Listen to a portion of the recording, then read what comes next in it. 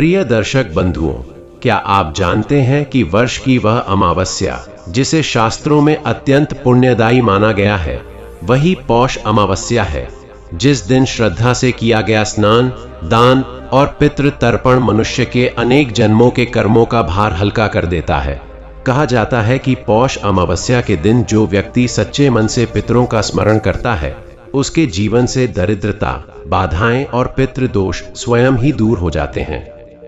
आज की इस दिव्य कथा में हम जानेंगे वही गूढ़ रहस्य और वही पवित्र प्रसंग जिसने एक साधारण व्यक्ति के जीवन को कष्टों के अंधकार से निकालकर सुख, शांति और समृद्धि के प्रकाश में स्थापित कर दिया। यह केवल एक कथा नहीं, बल्कि वह आध्यात्मिक संदेश है जो जीवन की उलझनों को सुलझाता है और पितृ देवताओं की कृपा से भाग्य के बंद द्वार खोल देता है। आगे बढ़ने से पहले मेरा आप सभी श्रद्धालुओं से हाथ जोड़कर विनम्र निवेदन है कि इस पौष अमावस्या की कथा को अंत तक शांत चित्त और पूर्ण श्रद्धा के साथ अवश्य सुने, क्योंकि शास्त्रों में कहा गया है कि जो व्यक्ति पौष अमावस्या की कथा नियम और विश्वास के साथ सुनता है, उसके घर में पितरों का आशीर्वाद बना रहता है और जीवन में कभी अभाव नहीं आता। यदि आपके हृदय में पितरों के प्रति सम्मान और सनातन धर्म के प्रति अटूट आस्था है, तो इस वीडियो को लाइक करें और हमारे चैनल शिव इनसाइट को सब्सक्राइब अवश्य करें। तो चलिए प्रिय दर्शक बंधुओं, आरंभ करते हैं पौष अमावस्या की उस पावन, दिव्य और रहस्यमयी कथा को, जो पितृ कृपा, पुण्य और मोक्ष के मार्ग को प्रशस्त करती है। उत्तर भारत के प्राचीन नगर में सुदर्शन नाम का युवक रहता था। धन, प्रतिष्ठा और साधनों की उसे कोई कमी नहीं थी। फिर भी उसके मन में एक अजीब सी घबराहट हमेशा बनी रहती थी। हर वर्ष पौष अमावस्या के आसपास उसके जीवन में कोई न कोई बाधा अवश्य आती। कभी व्यापार रुक जाता, कभी घर में कलह बढ़ जाती, कभी उसका मन बिना कारण भारी हो उठता। उस वर्ष भी पौष अमावस्या की रात वह देर तक जागता रहा। आधी रात बीतते ही हवा ठंडी हो गई। दीपक की लौ कांपने लगी और उसे लगा जैसे किसी ने धीमे स्वर में पुकारा हो, पुत्र। वह सिहर उठा। कुछ ही क्षणों में कई स्वर एक साथ गूंजने लगे। थके हुए, उदास, करुण।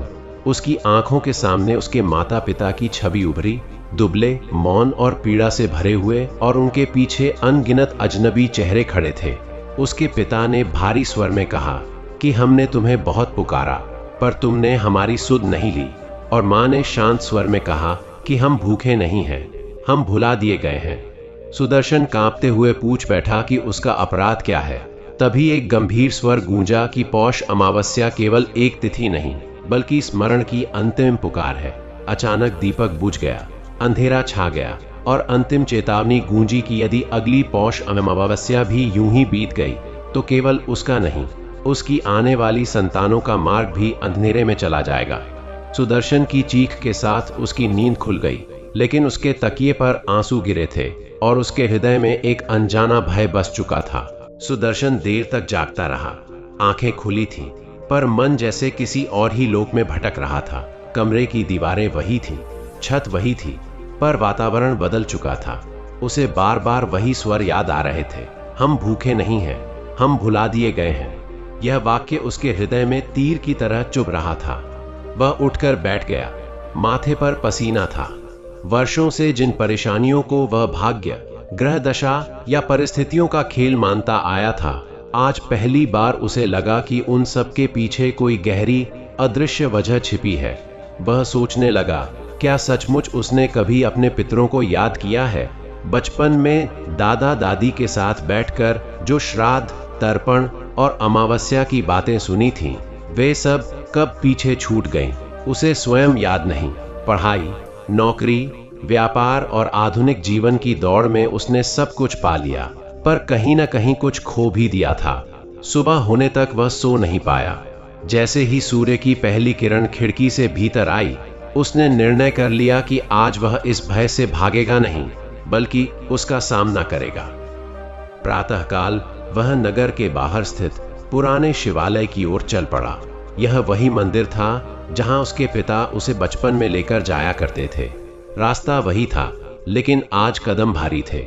मंदिर पहुंचकर उसने देखा कि वहां एक वृद्ध साधु ध्यान मग्न बैठे हैं। चेहरे पर गहरी शांति थी, आंखों में वर्षों का अनुभव।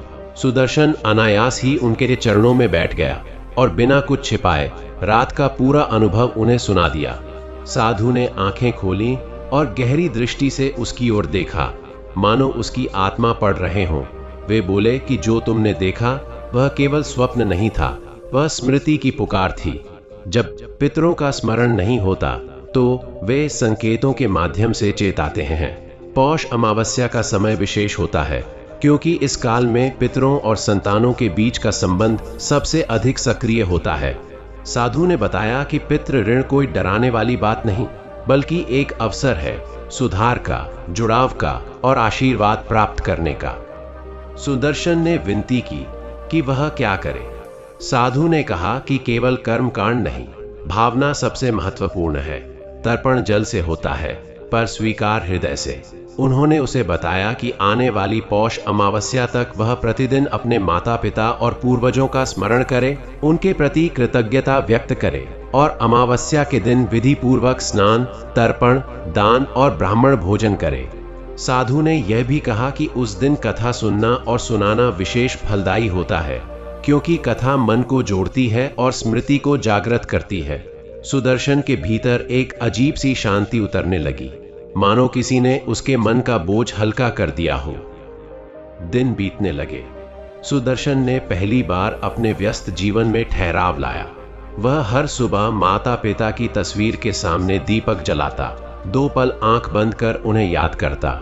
शुरू में यह उसे औपचारिक सा लगा, पर धीरे धीरे उन स्मृतियों में भाव आने लगे। उसे याद आने लगा कि पिता ने कैसे उसे जीवन के छोटे छोटे मूल्य सिखाए थे, माँ ने कैसे बिना कहे उसकी हर चिंता समझी थी। जितना वह स्मरण करता उतना ही उसे लगता कि उसका मन हल्का हो रहा है। व्यापार की परेशानियां अभी भी थीं, लेकिन उनके प्रति उसका दृष्टिकोण बदलने लगा। वह हर समस्या को अंत नहीं, संकेत समझने लगा। अंततः पौष अमावस्या का दिन आ पहुंचा। प्रातःकाल उसने पवित्र स्नान किया।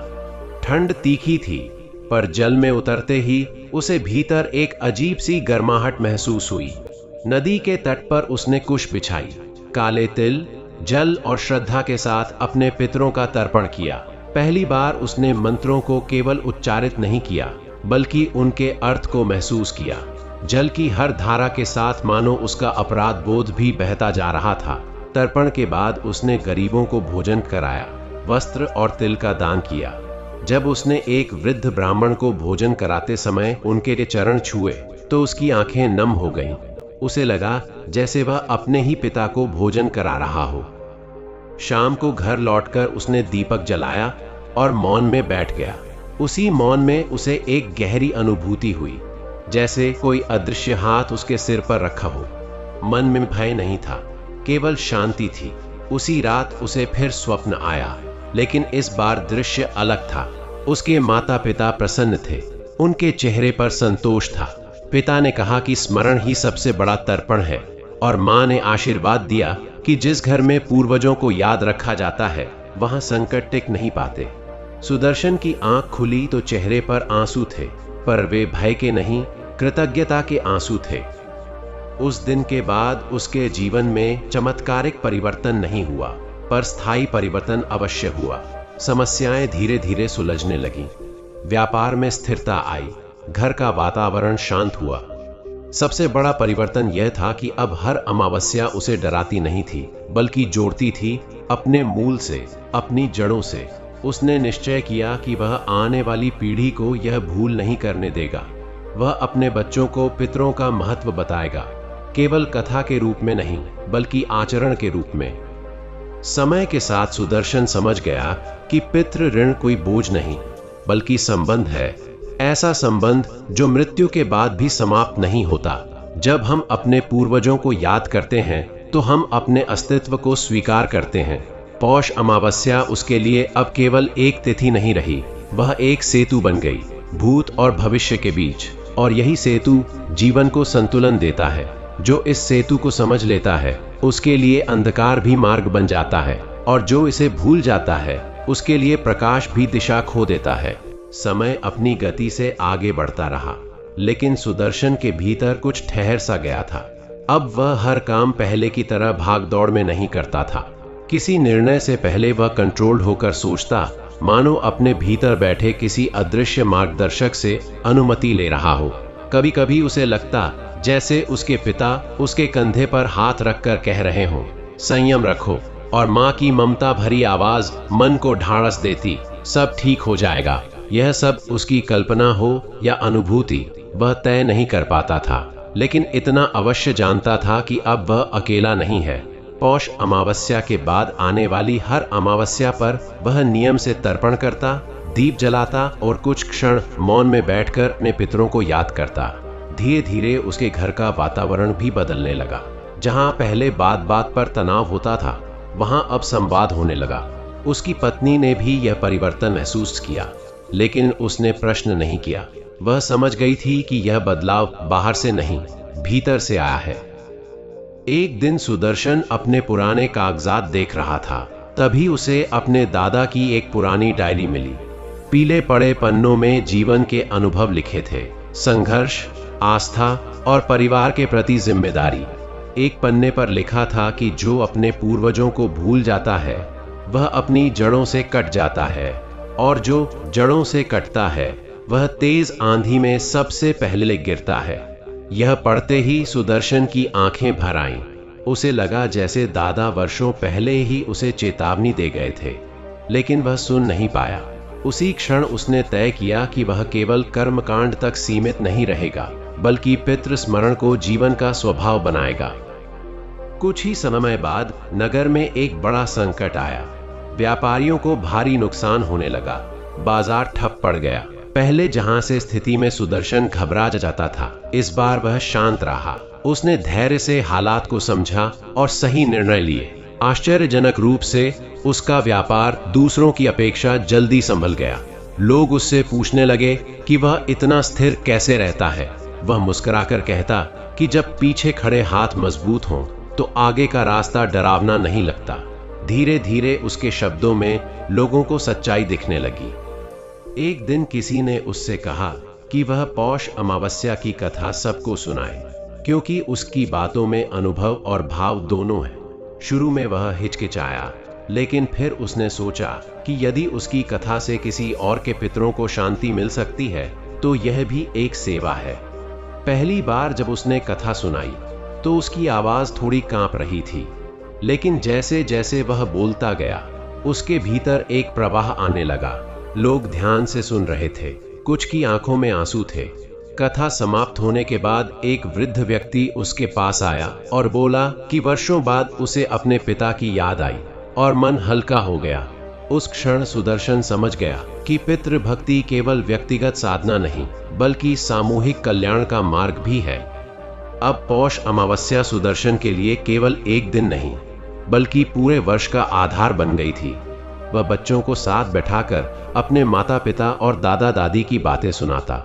वह उन्हें सिखाता कि आधुनिक जीवन में आगे बढ़ना गलत नहीं, लेकिन पीछे मुड़कर देखना भी उतना ही आवश्यक है। बच्चे भी अब अमावस्या के दिन स्वयं दीपक जलाने लगते, प्रश्न पूछते और कथा सुनने को उत्सुक रहते। सुदर्शन का मन यह देखकर भर आता कि जो भूल वह कर बैठा था वह आगे नहीं दोहराई जाएगी। समय के साथ उसने यह भी जाना कि पितृ शांति केवल तर्पण और दान से नहीं होती, बल्कि हमारे आचरण से भी होती है। जब हम सत्य बोलते हैं, जब हम किसी का अहित नहीं करते, जब हम अपने कर्तव्यों को ईमानदारी से निभाते हैं, तब पितर भी संतुष्ट होते हैं। यह समझ उसके जीवन का मूल मंत्र बन गई। उसने अपने व्यापार में भी नैतिकता को प्राथमिकता दी, भले ही लाभ थोड़ा कम हो जाए। उसे लगता था कि यदि उसके कर्म शुद्ध हैं, तो उसके पितरों का आशीर्वाद स्वतः उसके साथ रहेगा। एक रात उसने फिर स्वप्न देखा। इस बार कोई चेतावनी नहीं थी, कोई भय नहीं था। वह एक विशाल वृक्ष के नीचे खड़ा था, जिसकी जड़ें गहरी थीं और शाखाएं आकाश को छू रही थीं। उसके माता पिता, दादा दादी और अनेक पूर्वज उस वृक्ष की जड़ों में समाये हुए थे और उसकी शाखाओं पर उसके बच्चे खेल रहे थे। तभी एक स्वर आया कि यही जीवन का संतुलन है, जड़ों से जुड़े रहो और आकाश की ओर बढ़ते रहो। सुदर्शन की आंख खुली तो उसके चेहरे पर मुस्कान थी। अब वह जान चुका था कि पितृ ऋण कोई अंधकार नहीं, बल्कि प्रकाश का स्रोत है, जिसे पहचान लेने पर जीवन की दिशा स्वयं स्पष्ट हो जाती है। सुदर्शन के जीवन में यह मुस्कान स्थायी होती चली गई। अब वह हर सुबह केवल आंख खोलकर दिन की शुरुआत नहीं करता था, बल्कि मन से कृतज्ञता के साथ उठता था। उसे लगता था कि जैसे कोई अदृश्य शक्ति उसे हर दिन नया अवसर दे रही हो, सुधरने का, समझने का और संतुलन बनाए रखने का।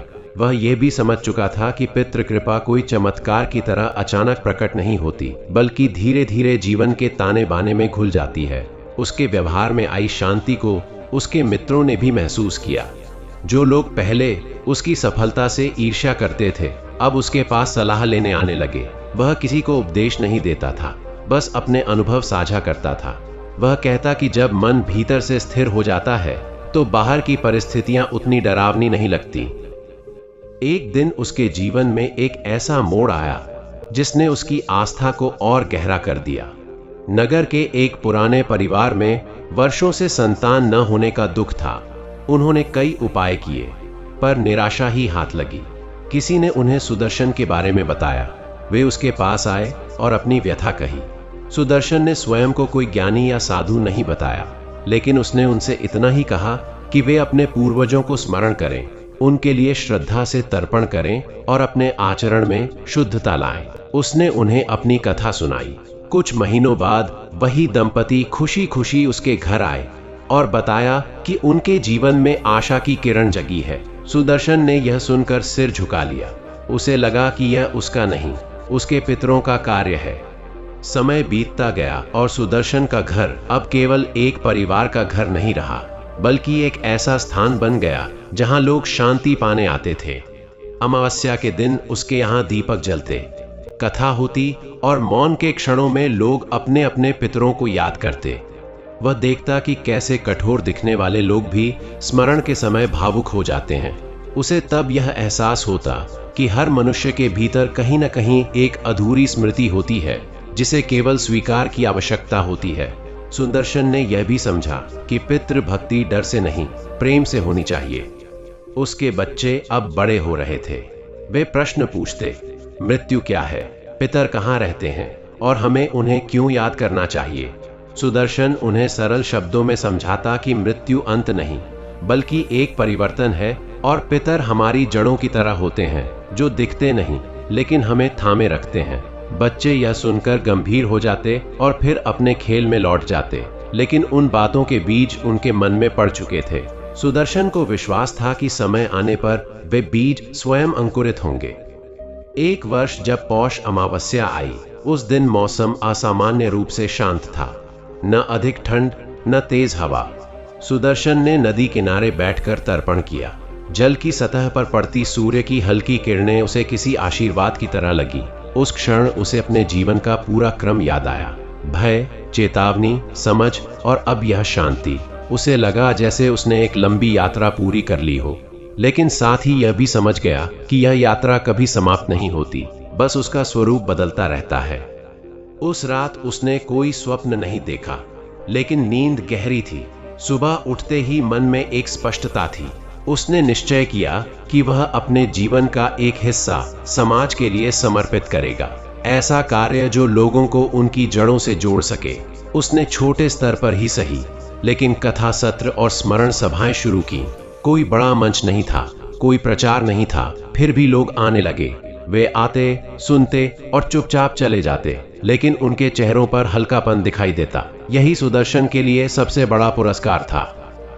धीरे धीरे उसने यह भी जाना कि पितृ शांति का अर्थ केवल अतीत से जुड़ना नहीं, बल्कि वर्तमान को सुधारना और भविष्य को सुरक्षित करना है। जब हम अपने जीवन को सही दिशा देते हैं, तो हम अपने पूर्वजों की अपेक्षाओं को पूरा करते हैं और अपनी संतानों के लिए मार्ग प्रशस्त करते हैं। यह एक सतत प्रक्रिया है, एक ऐसा चक्र जो चलता रहता है। सुदर्शन अब इस चक्र का महत्व समझ चुका था। एक दिन वह अपने पिता की तस्वीर के सामने बैठा था। उसने धीमे स्वर में कहा कि यदि उसने कभी अनजाने में कोई भूल की हो तो क्षमा करे। उस क्षण उसे लगा कि मन का कोई कोना जो अब तक भारी था, हल्का हो गया। उसने महसूस किया कि क्षमा मांगना भी तर्पण का ही एक रूप है, भावनात्मक तर्पण। वह समझ गया कि शब्दों से अधिक महत्व भावना का होता है। उसके जीवन में दुख पूरी तरह समाप्त नहीं हुए थे। कभी कभी समस्याएं आती, चिंताएं घेरती, लेकिन अब वह उनसे भागता नहीं था। वह जानता था कि हर कठिनाई के पीछे कोई सीख छिपी है। वह स्वयं से पूछता कि इस परिस्थिति में उसे क्या सुधार करना है। यही प्रश्न उसे आगे बढ़ाता। उसे लगता था कि उसके पितर केवल पीछे नहीं, बल्कि भीतर भी उसके साथ हैं, उसकी अंतरात्मा के रूप में। वर्षों बाद जब सुदर्शन के बालों में सफेदी आने लगी, तब भी उसकी आंखों में वही शांति थी। अब वह स्वयं उस अवस्था में पहुंच रहा था जहां एक दिन वह भी किसी का पितर बनेगा। यह विचार उसे भयभीत नहीं करता था, बल्कि जिम्मेदारी का एहसास कराता था। वह चाहता था कि जब उसकी संतानें उसे याद करें तो उनके मन में कृतज्ञता हो, भय नहीं। यही सोचकर वह हर दिन अपने कर्मों को शुद्ध रखने का प्रयास करता। अंततः सुदर्शन इस निष्कर्ष पर पहुंचा कि जीवन का वास्तविक संतुलन 3 स्तरों पर होता है: स्मृति, कर्तव्य और करुणा। स्मृति हमें जड़ों से जोड़ती है, कर्तव्य हमें वर्तमान में स्थिर रखता है और करुणा हमें भविष्य की ओर ले जाती है। पौष अमावस्या उसके जीवन में इसी संतुलन का प्रतीक बन गई थी। वह जान चुका था कि पितृ ऋण कोई बोझ नहीं, बल्कि एक अवसर है जीवन को गहराई से जीने का, अपने अस्तित्व को समझने का और उस अदृश्य धागे को महसूस करने का जो पीढ़ियों को एक दूसरे से जोड़ता है। और इसी समझ के साथ उसका जीवन शांत, सार्थक और प्रकाशमय होता चला गया। जीवन की यह शांति सुदर्शन के लिए अंत नहीं, बल्कि एक नई शुरुआत थी। अब वह हर दिन को केवल जीता नहीं था, बल्कि समझता था। उसे लगने लगा था कि जैसे समय की धारा उसके विरुद्ध नहीं, उसके साथ बह रही है। जिन परिस्थितियों से वह पहले डरता था, वे अब उसे चुनौती नहीं, अवसर लगती थीं। वह समझ गया था कि जब मनुष्य अपने भीतर संतुलन पा लेता है, तो बाहरी उथल पुथल उसका कुछ नहीं बिगाड़ पाती। यही संतुलन उसे पितरों की स्मृति से मिला था, एक ऐसा सहारा जो दिखाई नहीं देता, पर हर कदम पर साथ रहता है। एक दिन उसने अनुभव किया कि उसके पास आने वाले लोग केवल समाधान नहीं, बल्कि सुनने वाला कोई चाहते थे। वह उनके दुख सुनता, बिना टोके, बिना निर्णय दिए। कई बार वह कुछ कहता भी नहीं था, बस मौन में बैठा रहता। और आश्चर्य यह था कि लोग उसी मौन से हल्के होकर लौट जाते। तब सुदर्शन को समझ आया कि कभी कभी शब्दों से अधिक प्रभाव मौन का होता है। यह वही मौन था जो उसने अमावस्या की रातों में पितरों के स्मरण के समय सीखा था। समाज में धीरे धीरे यह बात फैलने लगी कि सुदर्शन के पास बैठने से मन को शांति मिलती है। वह स्वयं इस प्रसिद्धि से असहज रहता था। उसे डर था कि कहीं यह सब अहंकार न बन जाए। इसलिए वह बार बार स्वयं को याद दिलाता कि जो कुछ भी हो रहा है वह उसका नहीं, उन अदृश्य संबंधों का परिणाम है जिनका वह केवल माध्यम है। यह विनम्रता ही उसे भीतर से स्थिर रखती थी। कभी कभी वह अकेले बैठकर अपने जीवन की शुरुआत को याद करता। वही भय, वही चेतावनी, वही अंधकार। अब उसे लगता था कि यदि वह अनुभव न होता तो शायद यह समझ भी न आती। उसे यह भी बोध हुआ कि जीवन में आने वाला अंधकार हमेशा नकारात्मक नहीं होता। कई बार वही हमें भीतर का दीपक जलाना सिखाता है। पौष अमावस्या की वह रात उसके लिए ऐसा ही दीपक बन गई थी। एक शाम उसने अपने बच्चों को पास बैठाकर कहा कि एक दिन वह भी इस संसार से जाएगा, जैसे सभी जाते हैं। बच्चे पहले घबरा गए, लेकिन उसने मुस्कुराकर उन्हें समझाया कि जाना अंत नहीं होता, बल्कि स्मृति में बदल जाना होता है। यदि स्मृति जीवित रहती है तो संबंध भी जीवित रहता है। बच्चों ने पहली बार मृत्यु को भय के नहीं, स्वीकृति के भाव से देखा। सुदर्शन को लगा कि यही सबसे बड़ा उपहार है जो वह उन्हें दे सकता है, डर से मुक्त दृष्टि। समय के साथ उसका शरीर थकने लगा, लेकिन मन उतना ही शांत होता गया। वह जानता था कि उसकी भूमिका अब बदल रही है। अब उसे भागदौड़ नहीं करनी थी, बल्कि मार्गदर्शन करना था, कभी शब्दों से, कभी अपने आचरण से। उसे यह भी समझ में आ गया था कि हर पीढ़ी को अपनी भूलों से सीखने का अवसर मिलना चाहिए, लेकिन यदि पिछली पीढ़ी का अनुभव साथ हो तो वह सीख अधिक करुण हो जाती है। एक अमावस्या की संध्या वह अकेला नदी किनारे बैठा था। सूर्य अस्त हो रहा था। आकाश में हल्का सा लाल रंग फैला था। उसने जल में हाथ डालकर तर्पण किया और मन ही मन धन्यवाद दिया, अपने पितरों को, अपने जीवन को और उस चेतावनी को भी जिसने उसे यह मार्ग दिखाया। उस क्षण उसे किसी स्वर की आवश्यकता नहीं थी, किसी दर्शन की आवश्यकता नहीं थी। शांति स्वयं उसके भीतर बोल रही थी। उसने महसूस किया कि पितृ भक्ति का अंतिम उद्देश्य केवल पितरों को प्रसन्न करना नहीं, बल्कि स्वयं को पूर्ण बनाना है। जब मनुष्य अपने अतीत को स्वीकार करता है तो वह वर्तमान में स्थिर होता है और भविष्य के लिए जिम्मेदार बनता है। यही पूर्णता सुदर्शन के जीवन में उतर चुकी थी और इसी के साथ उसका जीवन एक शांत नदी की तरह बहने लगा। न कोई उफान, न कोई ठहराव, बस निरंतर प्रवाह। वह जानता था कि एक दिन वह भी स्मृति बन जाएगा, किसी पौष अमावस्या की रात, किसी दीपक की लौ में, किसी मौन की गहराई में। और यह विचार उसे डराता नहीं था, बल्कि तृप्त करता था, क्योंकि उसने सीख लिया था कि जो जीवन स्मृति बनकर भी प्रकाश दे सके, वही जीवन वास्तव में सफल होता है। उस प्रवाह के साथ सुदर्शन ने यह भी स्वीकार कर लिया कि जीवन में हर प्रश्न का उत्तर मिलना आवश्यक नहीं होता। कुछ प्रश्न केवल दिशा देने के लिए होते हैं और कुछ अनुभव केवल हमें विनम्र बनाने के लिए। अब जब वह पीछे मुड़कर देखता तो उसे लगता कि उसकी सबसे बड़ी उपलब्धि कोई धन या मान नहीं, बल्कि वह दृष्टि है जो उसने अर्जित की थी। दृष्टि जो चीजों को वैसे ही देखने देती है जैसी वे हैं। इस दृष्टि ने उसे दूसरों के दुख से जोड़ दिया और अपने दुख से मुक्त कर दिया। वह समझ गया था कि जब हम अपने दुख को भी अर्थ दे देते हैं तो वे हमें तोड़ते नहीं, गढ़ते हैं। कभी कभी कोई युवा उसके पास आकर पूछता कि क्या सच में पितर सुनते हैं, क्या सच में तर्पण का फल मिलता है? सुदर्शन मुस्कुराता और कहता कि सुनना शब्दों का नहीं, भाव का विषय है। जब भाव सच्चा होता है तो दूरी अर्थहीन हो जाती है। वह उन्हें यह भी बताता कि पितरों को याद करना कोई डर या मजबूरी नहीं, बल्कि कृतज्ञता का सहज भाव है।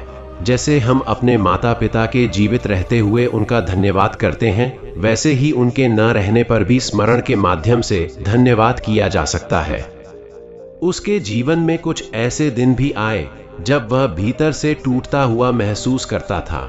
शरीर की कमजोरी, अपनों की बीमारी या किसी पुराने मित्र का चले जाना, ये सब क्षण उसे फिर से शून्य के पास ले जाते। लेकिन अब वह उस शून्य से डरता नहीं था। वह जानता था कि शून्य भी एक अवस्था है जहां से नया अर्थ जन्म ले सकता है। वह उन दिनों में अधिक मौन रहता, अधिक स्मरण करता और स्वयं को समय देता।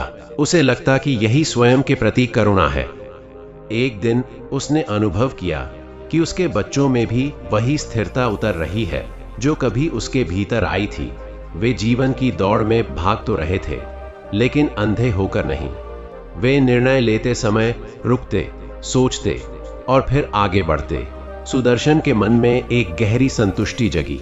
उसे लगा कि शायद यही पितृ ऋण से मुक्ति का सबसे सुंदर रूप है, जब हमारी संतानें हमारे अनुभवों से बिना भय के सीख सकें। वह यह भी समझ गया था कि परंपरा का अर्थ जड़ता नहीं होता। परंपरा तब जीवित रहती है जब वह समय के साथ संवाद करती है। उसने अपने बच्चों को कभी कर्मकांड के लिए बाध्य नहीं किया, केवल अर्थ समझाया।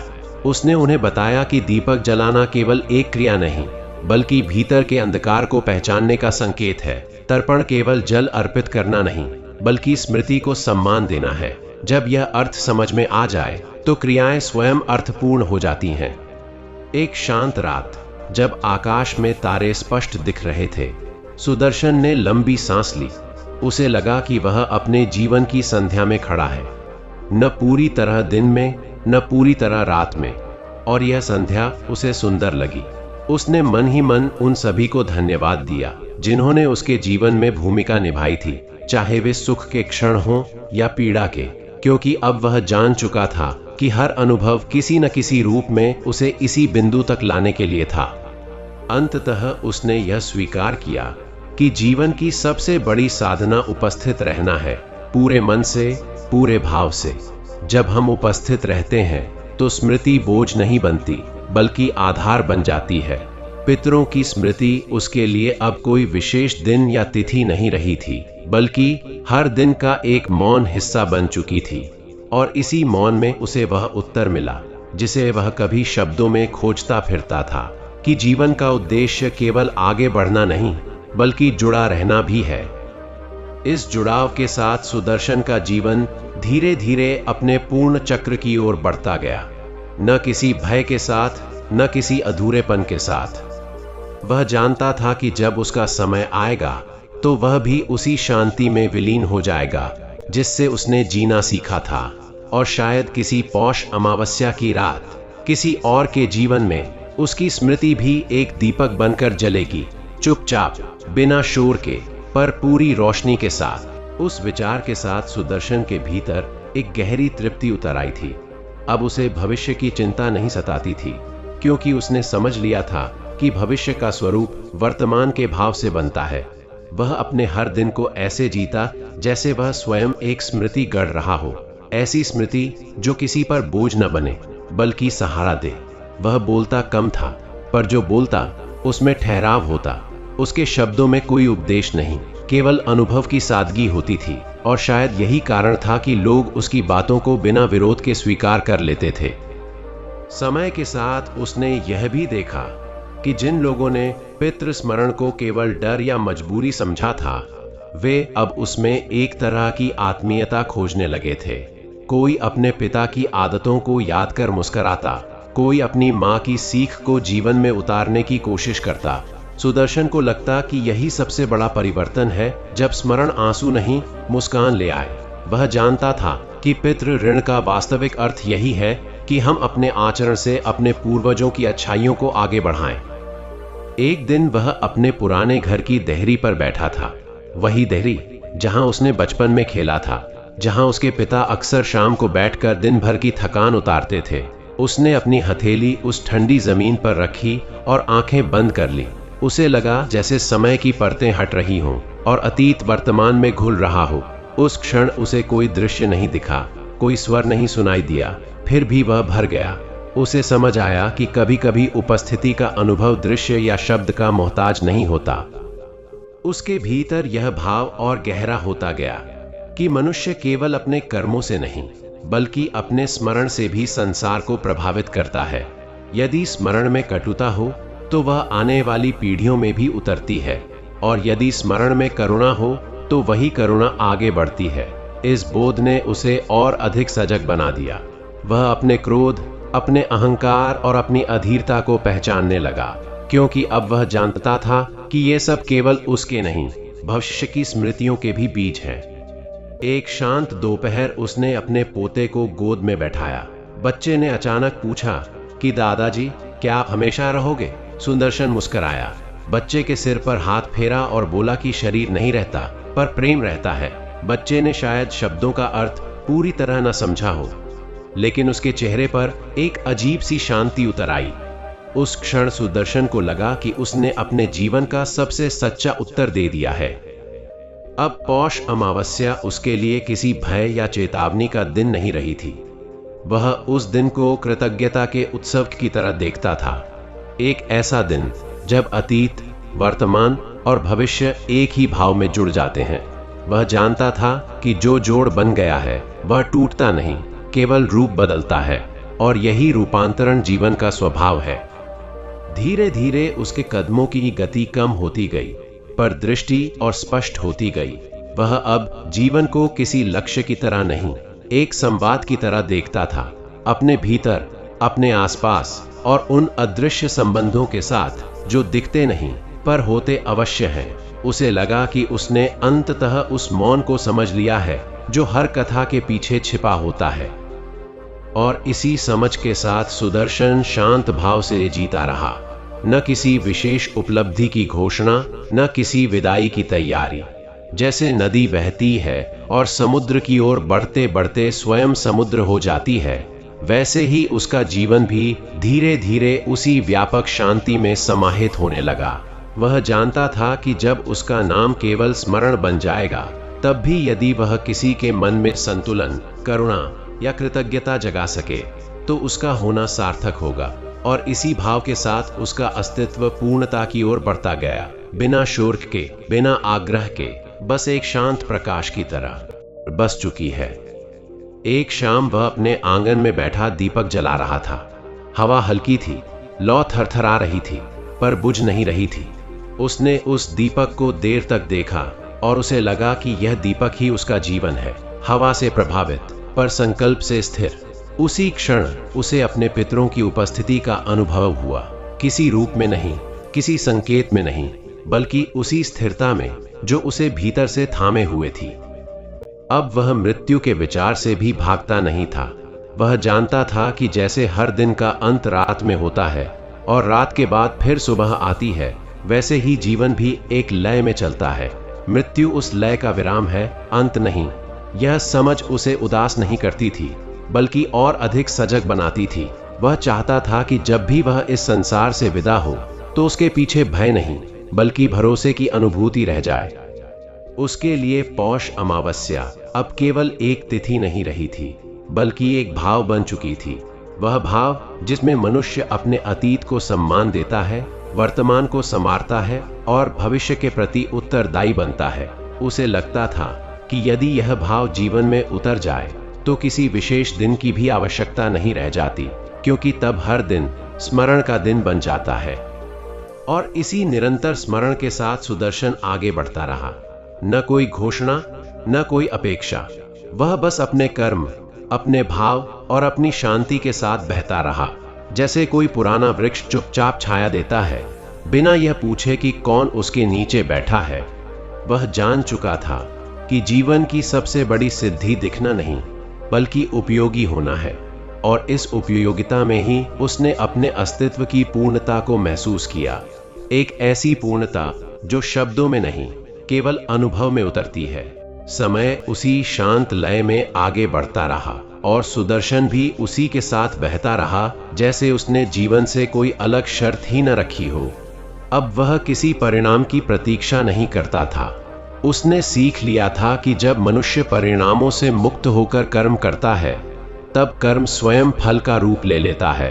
उसके जीवन में अब बड़े परिवर्तन नहीं हो रहे थे, पर छोटे छोटे अनुभव हर दिन उसे और परिपक्व बना रहे थे। वह जान चुका था कि जीवन की गहराई किसी एक घटना में नहीं, बल्कि निरंतरता में छिपी होती है। जैसे नदी पत्थरों से टकराती हुई भी अपना मार्ग नहीं बदलती, वैसे ही वह भी अब परिस्थितियों से टकराकर टूटता नहीं था। उसके घर का वातावरण अब एक सहज शांति से भरा रहता था।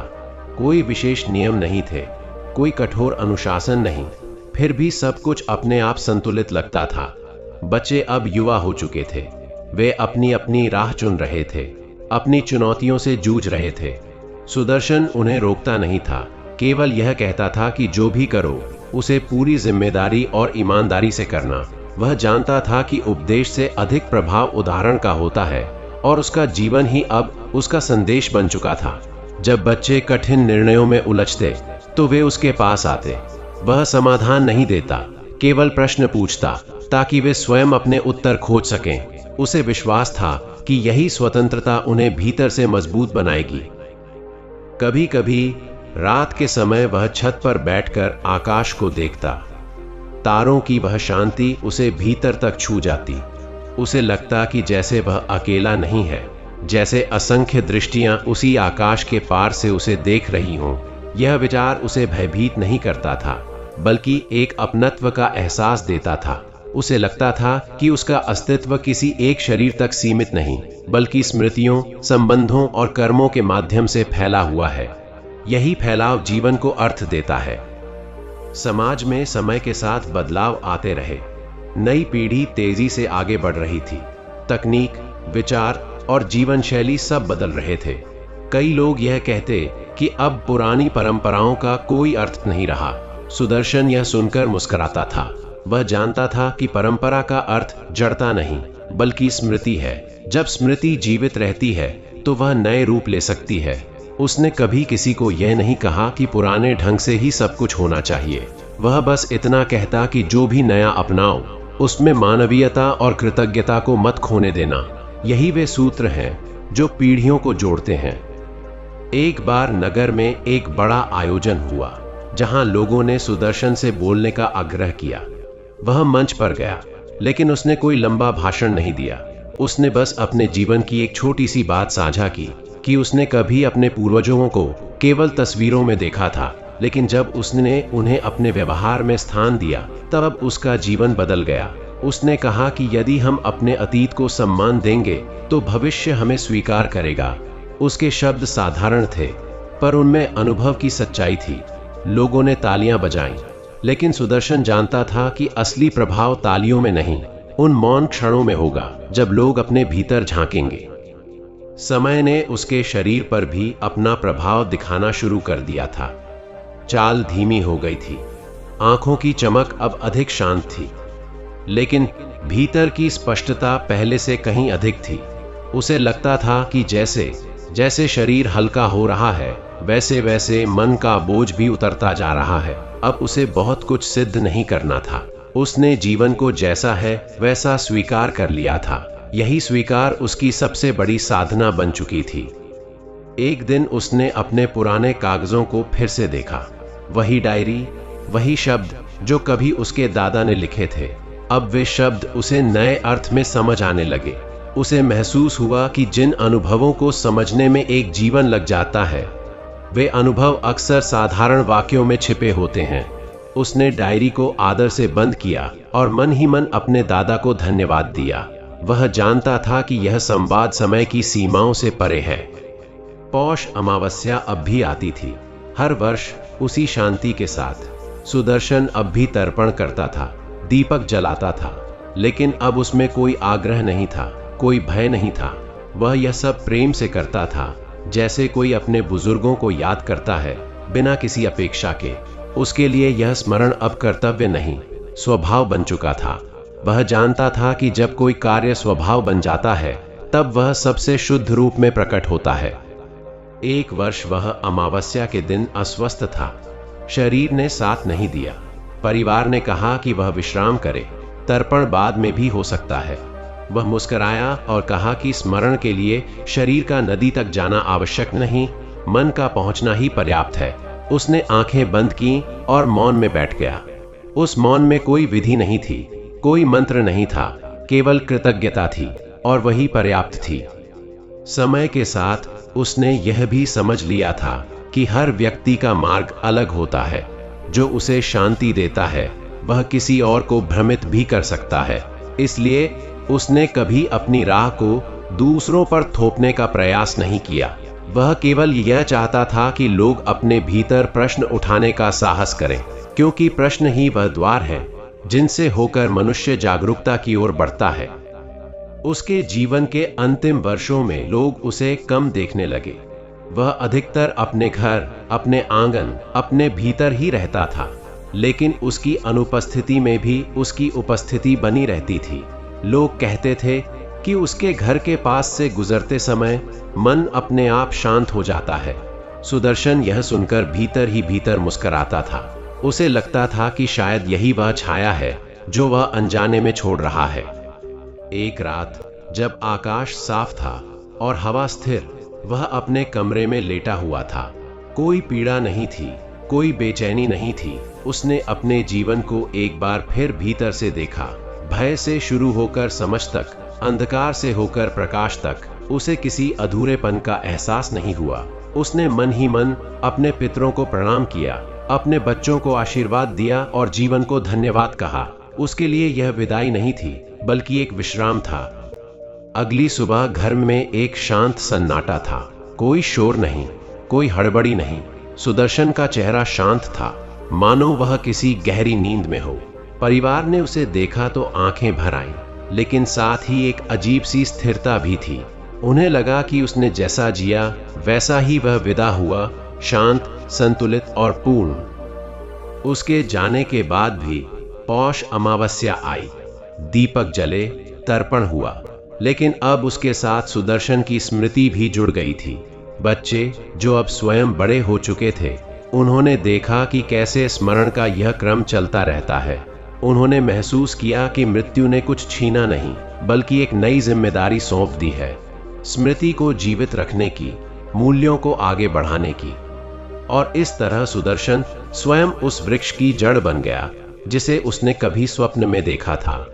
उसकी शाखाओं पर आने वाली पीढ़ियां अपने अपने आकाश की ओर बढ़ेंगी और उसकी जड़ें उन्हें अदृश्य रूप से थामे रखेंगी। यही जीवन का सत्य था, यही पितृ ऋण की पूर्णता थी।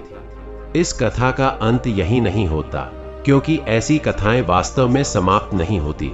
वे हर उस मन में आगे बढ़ती हैं जो स्मृति को सम्मान देता है, कर्तव्य को समझता है और करुणा को जीता है। सुदर्शन की कथा भी अब शब्दों से निकलकर अनुभव बन चुकी थी, एक शांत अनुभव जो यह सिखाता है कि जब हम अपने अतीत को प्रेम से स्वीकार करते हैं तो वर्तमान सहज हो जाता है और भविष्य अपने आप प्रकाशमय हो उठता है। और इसी बोध के साथ यह कथा अपने मौन पूर्ण विराम को प्राप्त करती है, जहां शब्द रुकते हैं लेकिन अनुभूति निरंतर बहती रहती है। तो प्रिय दर्शक बंधुओं, आपने अभी अभी पौष अमावस्या की इस पवित्र और रहस्यमयी कथा का श्रवण किया। यह कथा हमें सिखाती है कि जो व्यक्ति पौष अमावस्या के दिन बताई गई भूलों से बचता है, श्रद्धा के साथ स्नान दान करता है और सच्चे मन से पितृ देवताओं एवं भगवान भोलेनाथ का स्मरण करता है, उसके जीवन से धीरे धीरे कष्ट, बाधाएं और दरिद्रता दूर होने लगती हैं तथा शांति, समृद्धि और मोक्ष का मार्ग प्रशस्त होता है। इसलिए हे भक्तजनों, इस पावन माह में सदाचार, संयम, भक्ति और दया को अपने जीवन में अवश्य अपनाएं। अपने प्रत्येक कर्म में भगवान शिव का स्मरण करें और पौष अमावस्या के पुण्य को व्यर्थ न जाने दें, क्योंकि कहा गया है कि इस दिन की गई छोटी सी श्रद्धा भी बड़ा फल देती है। यदि यह कथा आपके हृदय को स्पर्श कर पाई हो तो कृपया इसे लाइक करें और अपने मित्रों व परिवारजनों के साथ साझा करें, ताकि अधिक से अधिक लोग इस पुण्य कथा से लाभ प्राप्त कर सकें और भोलेनाथ तथा पितरों की कृपा के पात्र बन सकें। और यदि आप चाहते हैं कि आपके जीवन में सदा भगवान शिव का आशीर्वाद बना रहे, तो हमारे चैनल शिव इनसाइट को सब्सक्राइब करना न भूलें, क्योंकि जहां भोलेनाथ और पितृ देवताओं की कृपा होती है, वहां जीवन स्वतः ही शुभ, शांत और मंगलमय बन जाता है। जय भोलेनाथ। हर हर महादेव।